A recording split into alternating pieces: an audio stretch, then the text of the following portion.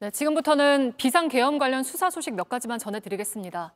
내란 혐의 피의자인 윤석열 대통령이 공수처의 세 번째 소환 통보도 끝내 출석하지 않았습니다. 그 이유도 밝히지 않고 있다가 조금 전 제주항공 여객기 참사에 대해서 유가족에게 애도의 마음을 전하며 국민 여러분과 함께하겠다는 글만 페이스북에 올렸습니다. 김필중 기자의 보도입니다. 윤석열 대통령이 오늘 공수처의 세 번째 소환 통보를 끝내 불응했습니다.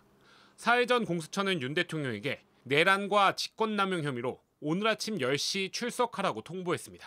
그러나 윤 대통령은 공수처에 경호협의 등 그 어떤 응답도 하지 않고 있는 것으로 파악됐습니다.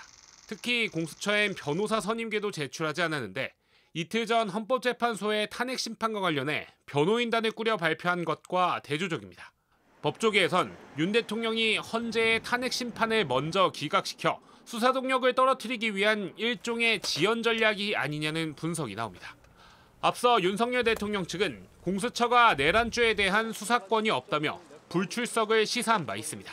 헌법재판이 선행돼야 되지 않을까 하는 생각을 하고 있고요. 수사권이 과연 어느 기관에 있느냐 하는 문제. 공수처 법에 따르면 공수처는 직권남용 관련 범죄는 수사 가능하지만 내란은 직접 수사할 수 없습니다.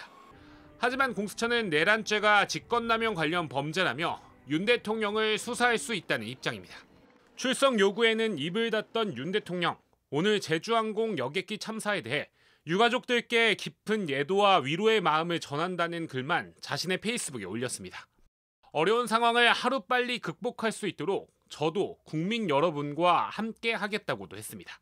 이런 가운데 내란죄 공범으로 구속 기소된 김용현 전 국방부 장관의 변호인단은 이재명 민주당 대표와 한동훈 전 국민의힘 대표 등을 계엄법 위반 등으로 고발하겠다고 밝혔습니다.